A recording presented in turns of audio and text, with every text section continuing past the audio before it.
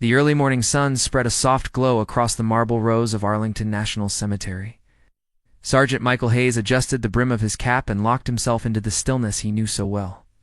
His boots tapped with the precision of a metronome, each step an oath renewed. The tomb of the unknown soldier demanded perfection. No distraction could be allowed, no break in discipline tolerated. Storms, protests, the noise of tourists all faded before the ritual of the guard. That was the way it had always been.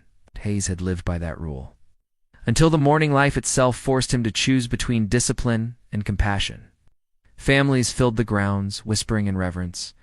Children tugged on their parents' sleeves, asking questions about soldiers and sacrifice. Veterans moved slowly, some leaning on canes, some wiping quiet tears. Hayes kept his eyes forward, his body trained to catch every detail without betraying awareness. He moved as if stone itself had taken form in a uniform. Then came the sound. A sharp gasp, a stumble, a body hitting the pavement. At first, it blended with the usual noises of the crowd.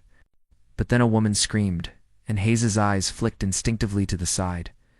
A young woman lay collapsed near the barrier, pregnant, pale. Her husband bent over her in panic, fumbling his phone. For a moment, the world froze.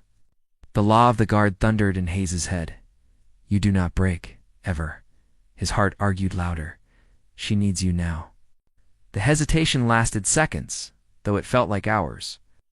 Then Hayes pivoted. Gasps rippled through the crowd.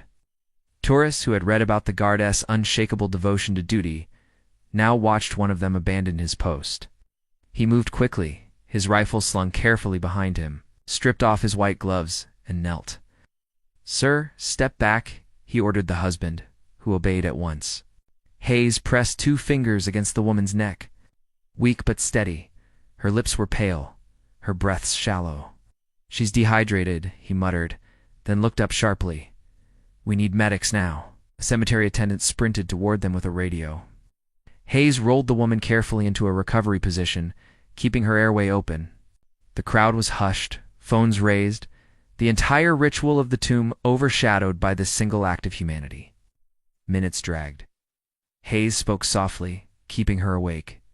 "You're safe. Help is coming. Stay with me." Her eyelids fluttered. She whispered, "My baby." "You're both okay," he told her, though he couldn't be certain. Sirens pierced the silence. Medics rushed in, taking over with swift efficiency. Hayes briefed them, then stepped back as they lifted her onto a stretcher. Her husband clutched her hand, tears streaming. As they wheeled her away, he turned to Hayes. "Thank you," he said, his voice raw. "You saved them." Hayes only gave a short nod. Then, gloves back on, rifle in place, he returned to the tomb and resumed his march. The crowd watched in silence, the ritual restored but changed forever. By evening, the story was everywhere. The 2-minute video flooded social media, the immovable guard breaking protocol, rushing to save a woman. Headlines blared. Arlington Tomb Guard abandons post to save pregnant visitor. Discipline meets humanity. Hero in uniform, most praised him. Some debated whether the tradition had been compromised, but the image stone soldier turned rescuer was unforgettable. Inside the old guard barracks, the mood was more complicated. Hayes sat before his commanding officer, Captain Harris. "You know the regulations, Sergeant?" Harris said firmly. "Yes, sir. Your duty's absolute. You broke that duty." "Yes, sir." Harris studied him for a long moment. Then his tone shifted. "And yet, you saved 2 lives. That is not a small thing." Hayes waited, unsure whether he was being condemned or praised. "Understand this," Harris continued. "The world now sees us differently. Your choice has weight far beyond this post. Duty and humanity collided. You chose humanity. You will carry both the consequences and the honor." Hayes nodded once. In the days that followed, tourists flocked to Arlington in even greater numbers. Hayes resumed his watch, his face expressionless, but he could feel their eyes linger. Some whispered his name. Some raised cameras with reverence, and then came the letter. Delivered in a plain envelope, the handwriting delicate. "Sergeant Hayes, you saved me and my child. The doctor said if you hadn't acted, we might not have made it. I'll tell my son one day about the soldier who protected him before he was even born." With gratitude, Anna Reynolds, a photograph was tucked inside. Anna in a hospital bed. Smiling weakly, her husband beside her, his hand resting protectively on her belly.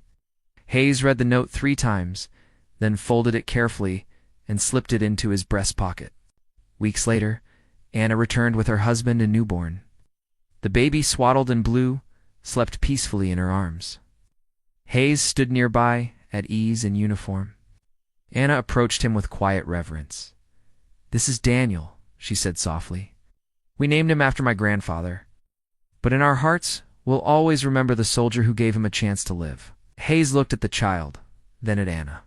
His throat tightened. He raised his hand in a small salute. No words, just the gesture. She understood. Tears filled her eyes. "Thank you," she whispered. The story eventually faded from headlines, as stories do, but those who witnessed it never forgot. Visitors still whispered about the guard who broke the rules for compassion. And for Sergeant Hayes, every step after that morning carried new weight. His boots struck the stone with the same precision as always, honoring the unknowns. But deep within the rhythm lived something else too, a faint heartbeat of a child named Daniel. Alive because one soldier chose humanity over unbending duty.